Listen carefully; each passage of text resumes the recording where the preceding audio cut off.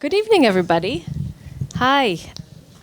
Welcome to the American Library in Paris. I'm Rachel Donadio. I'm the curator of cultural programs here, and it is really an honor and a pleasure tonight to welcome Lynn Gumpert and Sophie Eloy, who will be talking about Berthe Weill, this terrific exhibit that they have co-curated at the Orangerie. How many of you have not been to the library before? Welcome. Well, welcome. And how many of you have seen the Berthe Weill show? Terrific. Okay, so we'll have some crossover content to teach you about the show if you haven't seen it, and to teach you about the library. Welcome to those of you who haven't been here before. We have the largest English language lending library on the European continent, and we are a place for curious and intellectually curious people of all nationalities. So it's great to be here with all of you this evening. Berthe Weill was one of the first female art dealers in Paris. She was a pioneering figure of the early 20th century, championing avant-garde artists such as Picasso and Modigliani. And we're going to learn about how Weill shaped the course of modern art. I will also add that this event tonight is in partnership with the American Friends of the Musée d'Orsay et l'Orangerie. So those of you from that group, welcome to the library. Thanks for being here. We're going to be in conversation for about 45 minutes, and then we'll open it up to questions from you in the audience. There are some seats scattered around. I'd like to introduce our speakers. At my immediate left is Lynn Gumpert, who has organized exhibitions on 4 continents. For 28 years, she served as director of New York University's Gray Art Museum. There she oversaw over 80 exhibitions, including Make Way for Berthe Weill, art dealer of the Parisian Avant-Garde, which was last year and into this year, and the downtown show, The New York Art Scene 1974 to 1984 in 2006.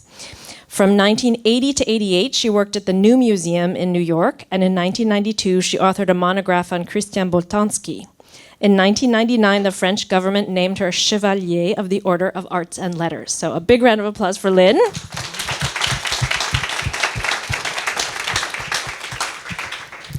And also with us this evening is Sophie Eloy, an art historian. She has held positions at the National Contemporary Art Fund, the Louvre Museum's Department of Paintings, and the Musée de la Vie Romantique in Paris, where she was deputy director from 2011 to 2018.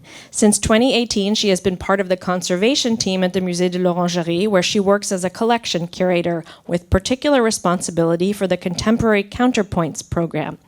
She has curated exhibitions by Philippe Cognier, Amélie Bertrand, David Clairbout, Wolfgang Leib, and Isabelle Cornaro.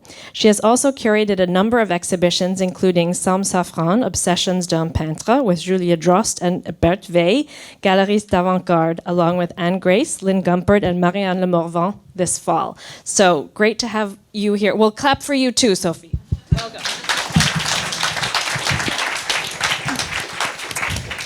Okay, ladies. Tell us about the fabulous Berthe Weill, how this show came about, who was Berthe, and why did she not get her due before? All good questions. The story starts for me on March 29th, 2014. I looked up the dates in preparation for the exhibition when I met a friend who was an art dealer named Julie Saul, who had gotten her, had attended the Institute of Fine Arts, which is NYU's graduate school in art history. And we were going to a concert at Carnegie Hall, and I asked her what she was working on, and she said, I've been trying to get this amazing memoir published. I came across it in 1995 reading a book by Michael Fitzgerald about Picasso and the art market. And he has a footnote that this woman dealer, Berthe Weill, was the first to sell paintings by Picasso in 1900. And she wrote a memoir in 1933. So Julie had gone out to the Museum of Modern Art's library, which was then in Queens because they were doing the renovation, and started reading it and said, this is fantastic material. Why don't I know about this woman dealer? I'm a woman dealer. I should know, who were my important predecessors. So she told me the story, as you've mentioned, the first to sell works by Picasso, the only dealer to give Modigliani a solo show during his lifetime. and also gave Diego Rivera his first solo show in Paris, kept her gallery running for 40 years, and has been forgotten. And so I said, not only should we get the memoir translated, but we should do a show. So either of you can tell us about this. To put together a show like this, you had to track down works that she had shown in her lifetime.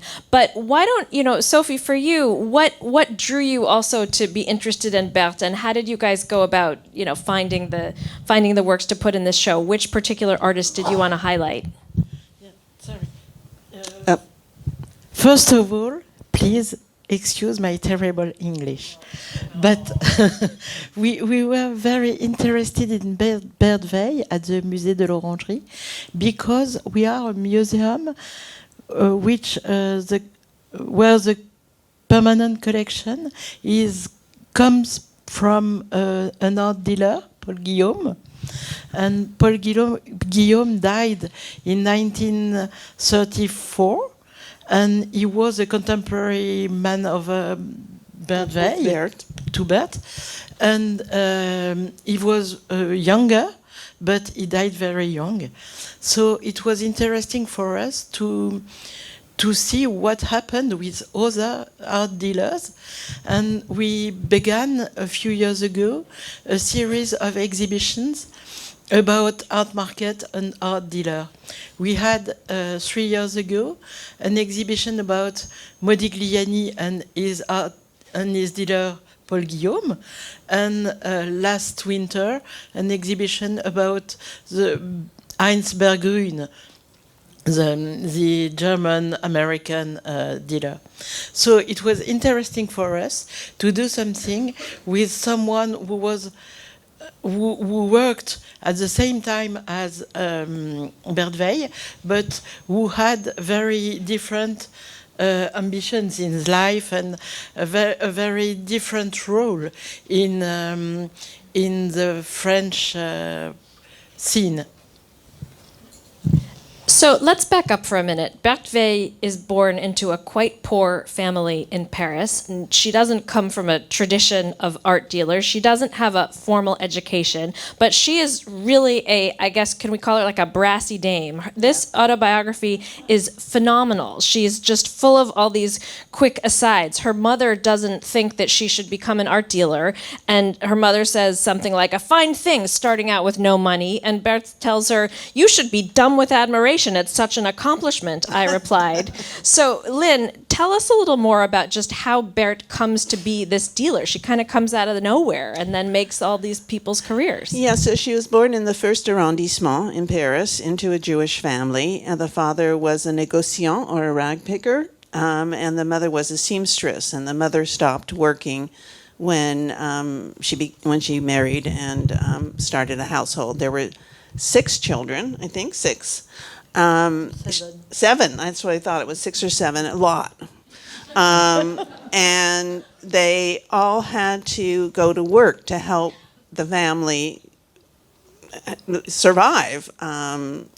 And because apparently Berthe had been rather sickly as a child, rather than going and working as a seamstress, as her sister Adrienne, there were 5 boys and 2 girls.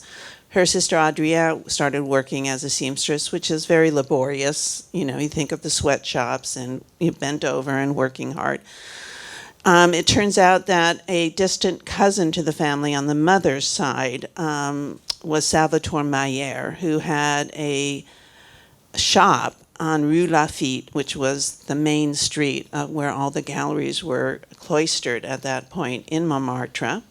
And he sold a mixture of antiques and etchings and paintings. And so Berthe was sent to be an apprentice with him, we think in her mid-teens. And she worked there until he died, which was in 1898, or 6, I forget. Now I'm getting the dates mixed up. 1896. 6. And then it was a moment for her to have her own shop, So she found a very small space, Rue Victor Massé, which is a street in Pigalle, and Pigalle is near Montmartre, with the young artists, very poor young artists, and near La Nouvelle Athènes, which was an area for more important artists of the 19th century. So it was a very good place for her, and she found this very small place and began to sell antiquities, books, and works of art.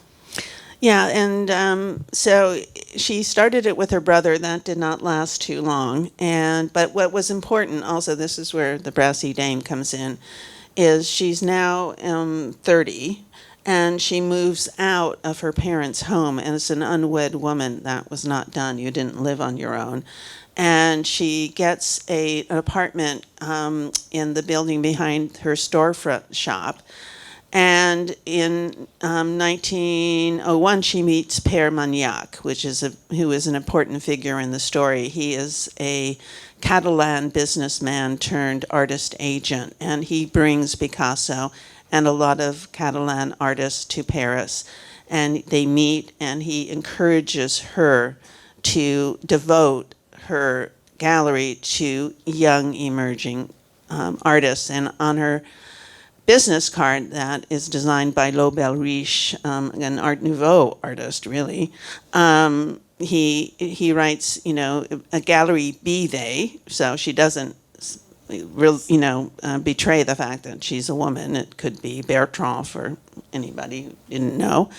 And it says, Place aux jeunes, make way for the young, is how we ended up translating it. So this is a place for young artists.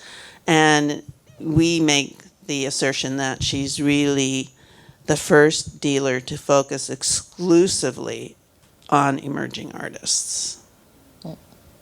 She meets Matisse when he's in his late 20s, living in a one-bedroom walk-up, and there isn't even room basically to see the painting. She meets Rivera through Picasso. This show has some incredible paintings by both of those artists when they were in their late 20s. Tell us about this desire that she had to champion young artists. She actually wasn't an amazing businesswoman. She lost money. She seemed to be more interested in just giving people their start, and then they kind of went on to other dealers. Yeah, they all would eventually work with other dealers. Picasso would have a show at Ambroise Vollard, and then show also with Clovis Sagot. Matisse also moved on, and she wasn't thrilled, but she also understood. This goes back again to her background. She had to earn every penny to keep the gallery afloat. She didn't have resources or the money to be able to buy paintings and hold on to them like the other dealers did. Ambroise Vollard bought, Cézanne and Van Gogh and held on to them until the market was ready to sell them. So she was in a different position, and she really wanted to support them. So she realized that these artists needed to eat and drink and pay rent. And so she was happy when they were able to make sales, and she took sometimes very low commissions. Yes, and she was in a very singular position. She was a woman, she was a Jewish woman, and a poor Jewish woman. So it was a lot for the same woman. And she had the possibility to do something very different from what was the art dealers in Paris at this time. So she chose the young artists who needed help, and she was friend with a lot of them, particularly with Dufy and a lot of others, and they grew together. And she could not have a stock of paintings. So when the artist were in the light, they went to other dealers, and so she had a lot of young artists and younger. As she got older, they kept getting younger. Yes, she could not keep the artist with her, but all these artists were unknown, and she saw they were talented. Yeah, and so, they also would always remain friends with her. And in the later years of the galleries in the 20s and 30s, in 1925, she started doing group exhibitions and around themes. And she would invite all the artists, and this included Picasso and Matisse and Chagall and Durand, Vlaminck, and so many, over 400 artists she showed. And they would submit a picture or a painting on the theme, and she would hang it alphabetically, so there weren't any fights over who got the better place. And so, and she had a lot of correspondence, and so when but there were, and she had to close the gallery in 1940 due to the occupation and the non-Aryan laws that were instituted, and nothing survived. She survived. She dies in 1951. But there were no stock books or records, and so this was incredibly challenging for us.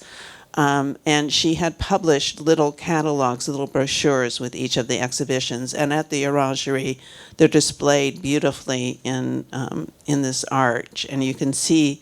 And she also started a journal that's acted as a exhibition catalog. So we'd have the name of the artist, and it would be Matisse, and then it would be Still Life. All right, which Still Life? So what they've done at the Orangerie is to indicate if it's definitively known because it was illustrated in a journal or there's a record. Yes, in the labels I have written if the work has been surely presented in the gallery, or probably, or perhaps, or maybe, but when we don't know if a painting has been shown in the gallery, we have chosen paintings of the same year and not two huge paintings, because we know her spaces were very small and that she sold a lot of drawings and small paintings. So we chose paintings who could be presented in the gallery. Yeah, the question was a really challenging one. How do you tell the story of an art dealer, and in other shows, like Durand Ruel and some of the more established artists, they have the stock books and they know exactly which paintings were sold. But we decided that the way we would do it would be via the paintings that the artist she showed had made, and also to include documentation and have a kind of dialogue that that these could have all probably, like, we knew what years the artist showed, so when we borrowed a painting, it had to be the same year. Yeah. She had such an incredibly outsized influence in getting so many of these artists on the map. And I think you did in this show a beautiful job of illustrating how important she was and what she was like as a person. I can see how it's hard to do a show about a dealer without records. It's like an editor. You know the writing, but you don't necessarily know, the editor's taste. I'm also struck in her book, she's constantly a champion of Suzanne Valadon, who's a painter I tremendously admire. There was this terrific show of her last year at the Pompidou, and she keeps saying, I tried to push Valadon on them, but they weren't ready. Yeah, and the same thing about Matisse. She had met Gertrude Stein and Leo Stein when they were in Paris, and she writes again, and the original title of her memoir is Pont dans l'œil, which is hard to translate. It's bang, right in the eye, and we translated it as pow, right in the eye. to give that a sense that she knew that this was material that people had not been accustomed to seeing, and she wanted to convey the intensity and the fervor these artists had in terms of making their work. So she said, I tried to convince Gertrude Stein to buy Matisse and Leo, but they didn't listen to me. Then they bought them hand over fist from another dealer, So she was often too early. Yes, very often, but she was not only early. She also moved the place of some artists, because she was the one of the dealers of the Fauvist, so it was the painters around Matisse and Gustave Moreau, and the studio of Gustave Moreau. But she was a friend of Dufy too, and Dufy wanted to become a Fauve, and Matisse didn't agree with that. But Berthe Weill showed paintings by Dufy in a room near the Fauve room, and then progressively Dufy became a Fauve, and now we consider him as a Fauve. So importance is also in the constitution of history of art, like we know it now, and we don't know how it happened. And she's quite frank. I mean, so she didn't have higher education, right? She wasn't allowed to go to school, and all the other dealers had been to university or had some kind of higher education. And she writes, I'm going to write my memoir as I speak, And so she's very frank. She says, I'm not going to make it sound glorious. And a lot of French writing in general, so I might say this, can be a little flowery. And Ambrose Vollard is, he publishes his memoirs 3 years later. She publishes hers in 1933 in French, and he publishes, it first comes out in English in 1936. And when you read his account of the art world, it's a very different picture that he paints. And she tells you the prices, she tells you how, again, as Rachel mentioned earlier, Matisse's studio apartment was so small they had to open the door to even look at the paintings because they couldn't fit them in the studio itself. So she just says it like it is. And she also is very outspoken. She says, I'm not an easy person. I'm cantankerous. If somebody doesn't get the work, I don't want to sell it to them. And sometimes she only took if she sold a work for 100 francs, she would take 10 francs as commission, which was nothing, because she, again, really believed fervently in these artists and this amazing period which she had witnessed at Salvatore Mayer's shop. A lot of Impressionists had visited to buy prints, so she had gotten to really know the art world. And she talks about how Degas would cross the street when he saw her coming because he was so anti-Semitic. Yeah. And she says all of this very frankly and with impertinence and humor. Yeah. It's very funny to read her memoir. Yeah. She's funny, but it's also quite moving. And as you say, yes, as long as you open up the Degas question, Berthe Weill was a very strong defender of Dreyfus during the Dreyfus affair, and Degas was famously an anti-Dreyfusard. Tell us a little bit about her outspoken political views and how you think she navigated that in a France that was not particularly welcoming to her. And then, we know what happened soon after. Yeah, it is interesting. And there's a wonderful essay in the catalog by Charles Delheim, who has written also a very important book about the history of Jewish dealers. so he goes into it. I mean, for me, she again just says it straightforwardly. She says, this was a period when France was divided into two camps. She says it just like that. There were the pro-Dreyfus and the anti-Dreyfusard. And she talks about, she wasn't an observant Jew, but she believed in, I think everybody being able to do what they wanted.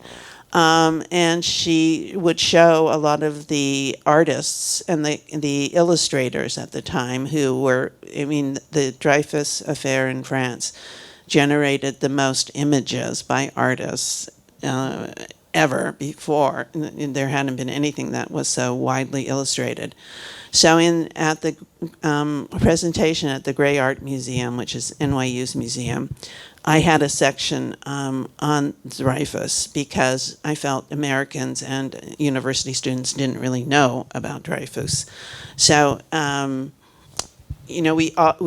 show has been different in all three venues because also it was impossible to get really important loans by Picasso and Matisse, Degas, Valadon, to go to three venues and for long periods of time. So the installation here is, I think, a really good combination of what had been done in New York and what had been done in Montreal. But we are the last venue. So. She had the benefit of being able to see the two previous and picking up on the strengths of both. So it really, it warrants several visits. I think it's really rich. She writes at a certain point in the book about she gets lost in the countryside visiting friends, and she winds up in this house of a nice nearby woman who says, "Oh, you can stay here for the night." And she says, No, I need to walk back to see my friends. And the woman kind of asks her, "Are you Catholic?" And she says, "No." And "Are you Protestant?" "No." And finally she thinks, "What do I tell this woman?" And she says, "I'm Jewish." And the woman is very taken aback and says, "So many nasty things were said about them during the Dreyfus affair. I had no idea they were so nice." Yeah. Absolutely. As I said, she just is very frank, straightforward. Yeah. And then in 1943, Le Cahier Jaune, a kind of anti-Semitic propaganda sheet of the Institut d'études des questions juives, devotes a very nasty article to her. Tell us about that chapter and how she managed to actually survive the war. So, as you said, there is an article that comes out in the Cahier Jaune, and it's a review essentially of Pendoloy, which had been published by a Jewish publishing company, the Lipschutz Company, which was burned. It was on the Place Odéon. And it takes everything that she says and turns it into anti-Semitic slurs. Like, she lists all the prices because she's obsessed with prices rather than trying to be frank and telling it as it is. So how she manages to avoid deportation is still a big question. We don't really know. No, we don't really know. Probably she hid in Émilie Charmy's studio. Émilie Charmy was her best friend, but we are not sure because she didn't wrote what he will do. It wasn't possible, so we don't really know. What is amazing is that she does survive, and she spends some of the time in her apartment. Her gallery had 4 different locations, and the last one was on Rue Saint-Dominique. And after the war in 1946, she,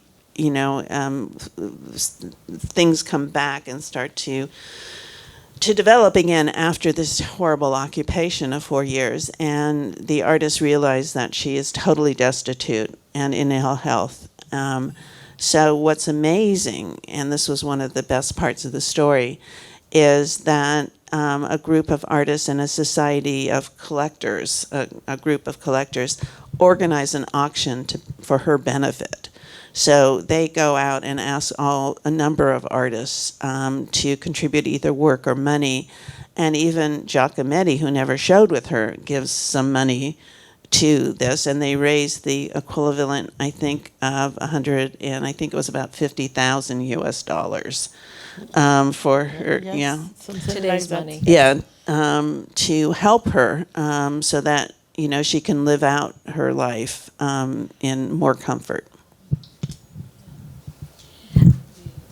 I wonder if in the it is quite incredible, and she's also not afraid, as you write or she writes in the book, to just cut people down to say like, "Hey, Picasso, remember me? It would be nice if you could actually get in touch sometimes." Or Braque comes in once and kind of bangs on the table and says, "I want my money." How did she manage these big personalities and major artists as this? Oh, what's interesting is she's we didn't discuss this, but she's only 5 feet tall. And she wears, she's very nearsighted, so she's always wearing glasses, and she dresses very sternly. There's a wonderful essay by our colleague Anne Grace from Montreal about the portrait that's on the cover of the book. And she creates her persona, and she doesn't suffer fools gladly. So she has a sharp wit. And she said when she stood down this mob about some caricatures that were pro-Dreyfus in the shop, and we didn't say this, but in order to make in order to continue her gallery, she would intersperse shows of posters or prints and drawings, sketches in between the painting shows, in between les jeunes, as she called them, and. She stands them down. She says, "I don't know. I just went up and said, enough is enough, go away." And they did. And she's surprised by this as well.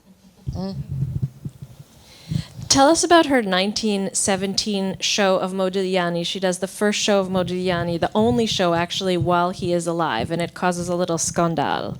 Yes, it was the only solo show for Modigliani, because he had a lot of group shows, but only one solo. And you want me to tell yes. it? She does a little catalog for it, and we know that there were 4 nudes, and we also know that the gallery was across from the police commissioner's office for the deed. And the opening was taking place, and there was a crowd that came to the windows and saw, and so the police commissioner looked in, or somebody, went over across and said, and then they decided that this was too shocking, and so the police superintendent comes in and says, "All right, you're going to have to take down these paintings. This is shocking." And she says, "But nudes have been exhibited throughout the history of art, this is normal." He says, "Yes, but they have pubic hair." And she got away with it, but again, she's ahead of her time. For both of you, in putting together this show and giving Berthe Weill her due, this truly incredible figure who we didn't know nearly enough about, what were some of the biggest surprises for you in your research, and what were some of the moments or some of the artworks that you found most meaningful or moving? Well, for me, I think it was, we discussed this a little bit earlier, Pierre Jurieu, who does an amazing painting of Émilie Charmy, along with Émilie Charmy. I think those were, 2 of my big surprises. Émilie Charmy is a woman painter. She becomes quite private, but she was painting at the same time, and also became, as Sophie said, really good friends with Berthe. And the fact that she showed in the Armory Show in New York in 1913, along with other women artists like Jacqueline Marval. This was to find out that these women artists were shown in this important exhibition in New York in 1913, and also had kind of disappeared. Émilie Charmy is getting more attention now, and this is the Pierre painting, Pierre Jurieu. Yes. Sophie, what for you? And what is really, really interesting is that in the paintings that we that were shown by Berthe Weill, there is very, very well-known paintings by Picasso or Matisse and by Cubists, and a lot of paintings we didn't know, and not only documentary things, but very beautiful paintings. I think to Raoul de Mathan. I didn't know Raoul de Mathan when I began to work on this exhibition. He is not really a fauve, but almost in the same scene, and the two paintings we have in the exhibition are very beautiful and totally unknown. And it's interesting to think that a gallery, it is the job of a gallerist is to recognize what will be very important, and also a lot of painters, of artists who will have a nice career, but will fade out. We'll Yes. become more obscure. Yes. And it is the same now, but it's really interesting to see it 100 years ago. How did she have such good taste right out of the bat and for so long? Good question. I think she really adored Salvatore Maier, and he would love to talk to anybody who came in the gallery and would share his enthusiasm for art. I think she learned a lot from the artists. She says, yes, Degas would cross the street, but boy, he was a good painter. So she, would learn from them, I think, and follow them, and then with them, really with them. And she spent summer vacations with them. I mean, it was a kind of a big family, and at one point she's getting very discouraged because there were two problems. One problem was she didn't have enough funds to build stock, as we said, of paintings to hold on to and sell later, but also, when you're a young artist, you don't command a big price. Yeah. So, if you're a young artist, you can't charge exorbitant fees. And so, those were two, challenges that she managed somehow to keep the gallery going for 40 years. It's really, really, truly remarkable. And she had not clear commitments. Yeah, like Vollard or Kahnweiler, she was very curious of very different things. Yeah, she always wanted to learn and to discover les jeunes, and she talks about how being with les jeunes kept her young in spirit. Yeah. Well, it's such an important role. I mean, young artists, like most humans, need encouragement and attention and a boost, and she certainly did that. Do we know anything about her personal life? She was very private. She really does not divulge much. She was very close to her sister, who dies of leukemia quite young, and became devoted to her sister's son. But she doesn't reveal much. No. I'm sure she didn't want at all that we know something about her personal life, probably because she was a woman with a different life. Yeah. And, the other challenge was that, she publishes her memoir in 1933, so we have this record up to 1930. But then after that, all we have are the letters, not the letters that she kept, but letters that she wrote to other artists who are then, Marianne Le Mervant, who wrote the first biography and who also just wrote a second biography that's published in a series about dealers by the Orangerie. Talks, had to go and look at the Picasso archives, the Dufy archives, all these different archives, and Xerox all the letters that the artists had kept, because there are very few. that survived, that didn't survive. It was interesting when we announced the show in New York.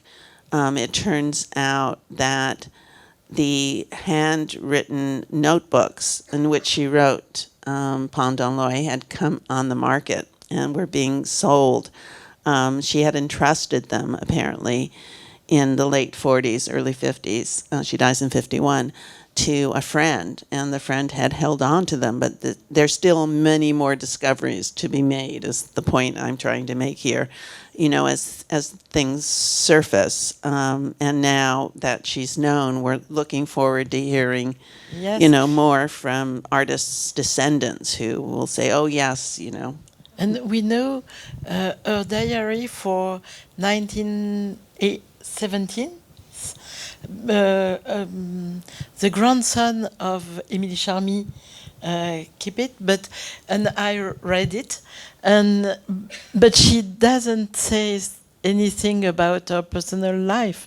She speaks about war and her job, but nothing really personal. Well, that was a big thing happening in 1917. World War I, yeah. World War I. Yes. She talks about that a lot in her memoir as well, and going under hiding and having And serving meals to some of the artists because she knew they didn't have enough to eat, and then thinking that she could maybe make some money by doing postcards, and that was a total failure. Yeah. Yeah, the World War I chapters of this book are quite incredible for all the reasons that you say, the larger historical context, and just she's so scrappy. She's trying to just figure out how to survive and help her artists survive. Sophie, were you going to say something? No, okay. No. All right, well, before we move on to questions, tell us, Lynn and Sophie, what do you hope viewers will take away from this show?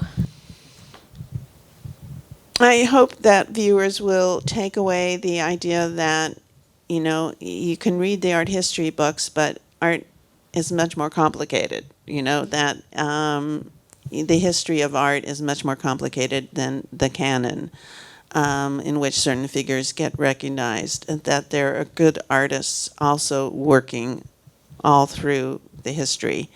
Some incredible artists, and somebody like Émile Charmy, who I had no idea about. And, you know, we're both art historians, and we both learned about, you know, Raoul de Matton and Pierre Gérieux and Berthe, and they're all good artists. So it's not necessarily a linear history, you know, it's a complicated history. Yes, I totally agree with that, because it was what was really interesting in this project. It's nice to borrow beautiful paintings by Picasso, but it's more interesting to know more about artists and how the art market was at this period. And Berthe Weill was a small line in the footnotes in catalogs, and now she's someone we have a lot to discover, but we know a bit about that. Yeah, no, thanks to the research, I mean, and all the graduate students and all the curators who worked researching and trying to find out as much as possible. It is kind of like a detective story, you know, uncovering new information. And you get very excited when, you know, something new comes to light. And Marianne Le Morvan spent a lot of years looking for documentation and archives, and she found a lot. But there is a lot more to find. Can we have a very big round of applause for Sophie and Lynn?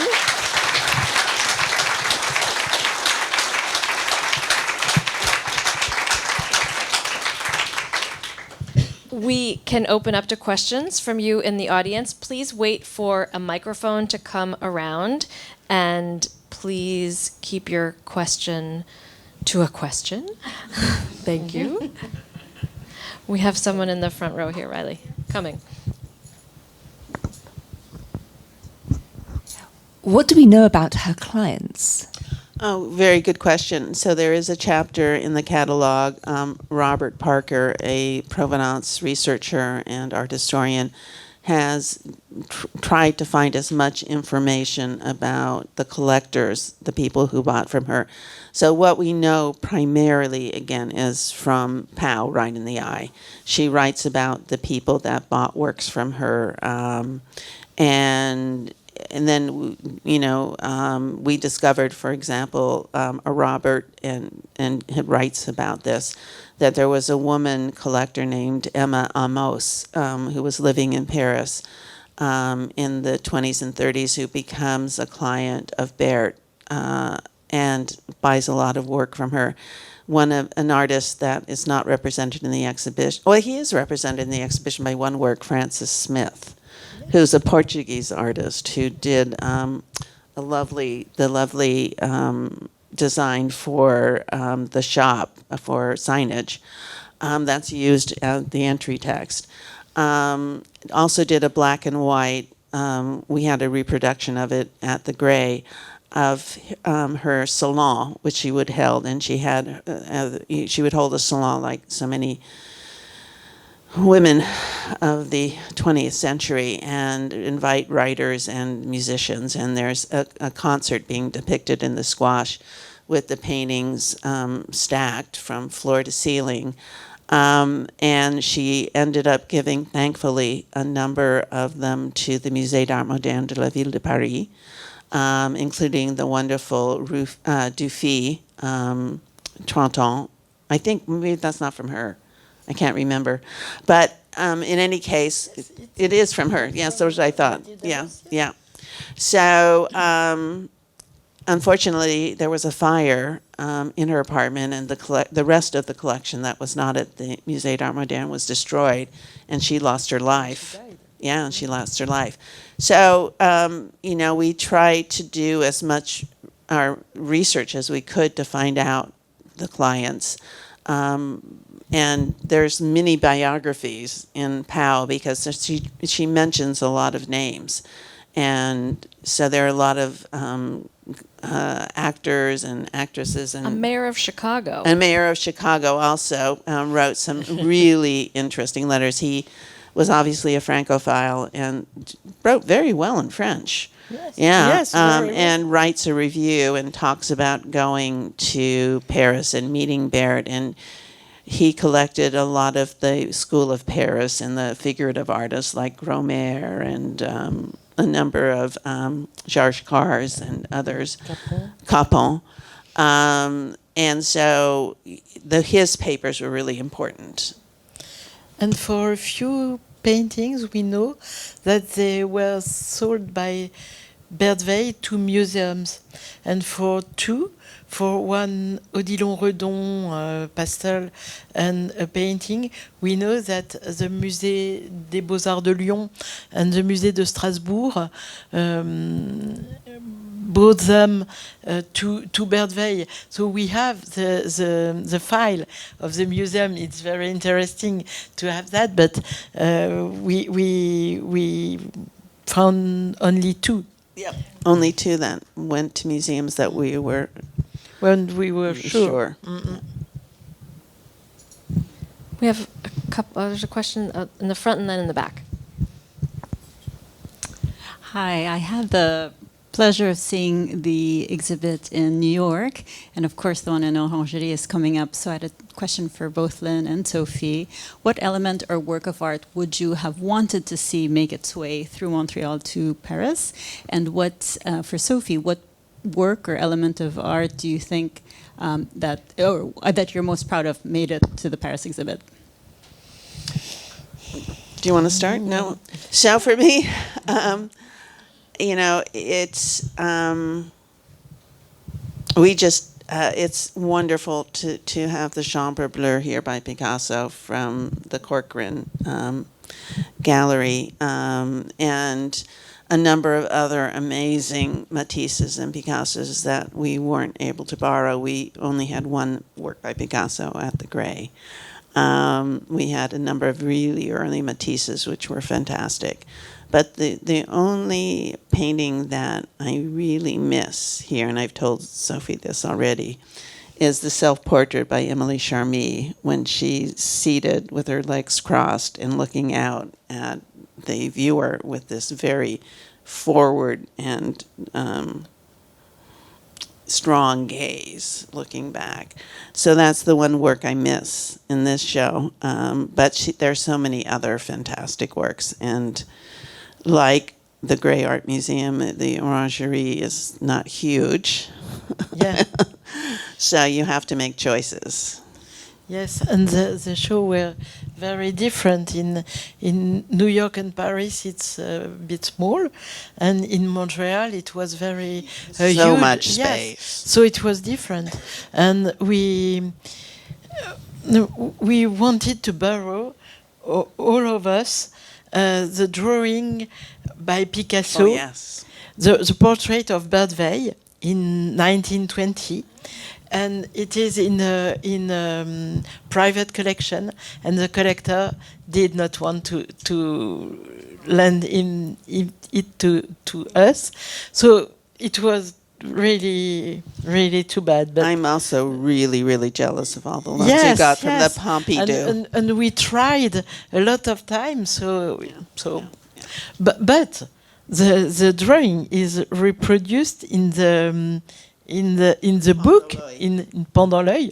So we have a Pendant l'œil open at the page of the drawing, but no, it was yes. It was sad. Yes, it was sad. And I was saying earlier that yeah. I'm really jealous, Sophie, of all the loans you got from the Pompidou, because they were not so easy to borrow. The Archipenko. Yes. The Archipenko is maybe what I am the most proud, because it's something really incredible. It's done with small pieces of wood, and it is a sculpture made in 1919, and it is so fragile and beautiful. Yes, we are very happy, but it is under.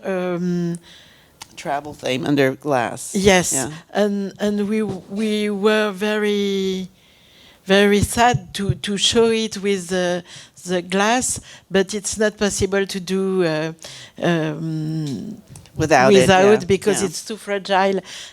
But yes, it's true. It's something really nice, and I'm very happy to have the large Otto Freundlich. Yes. At the end of the exhibition, because at the end of her life, no, not at the end of her life, at the end of her career, Berthe Weill switched to abstraction, and she had a lot of abstract artists, and Otto Freundlich. And it is not only a beautiful painting, but it's also the painting by an artist who were considered as degenerate, and he died in a concentration camp. So it was something politic to show Otto Freundlich in 1939. We had another question in the back. Thank you for your remarks. It seems that there's a lot that was unknown about Berthe in terms of both personal and professional life. A bit of a cliche question, but if she was available to you today, is there one thing that you would ask her, or one thing you would want to know? Well, she's pretty open in the memoir about her professional life. I mean, that she's pretty open. What would we like to ask Berthe? It's hard to think. Yeah, but it's a good question. I guess just one, how she survived the war. That would be helpful to know.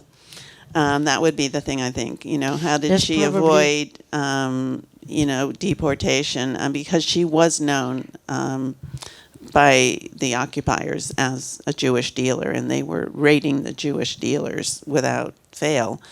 I've talked with somebody who is also has done a lot of research into who was deported and not, and he said it is amazing that she wasn't deported. Yes. but it maybe one of her collectors was sympathetic to art. We don't know.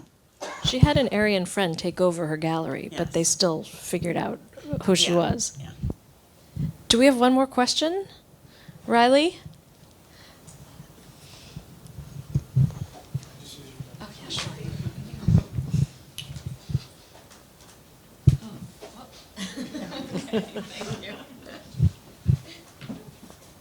First, well, I don't know if this works. First of all, this is fabulous. Thank you very much.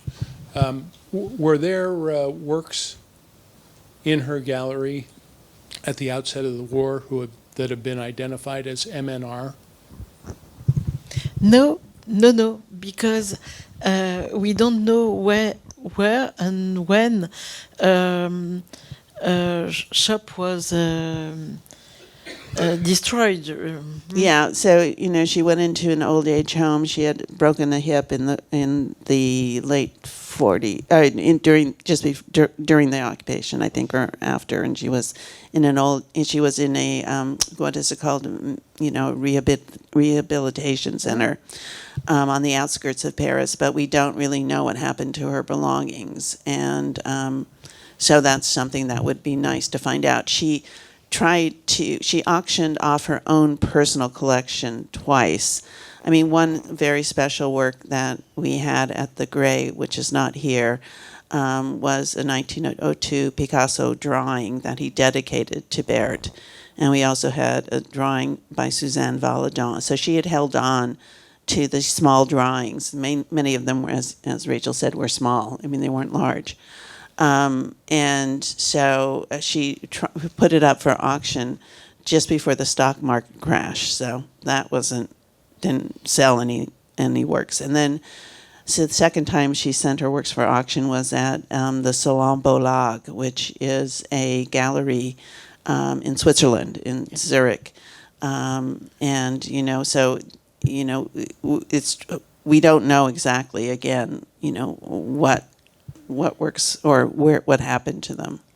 And at the moment of the beginning of the war, she was not so wealthy, and she had no stock, so She didn't have much to leave behind. Yeah. Yeah. Can we have a really big round of applause for Lynn and Sophie?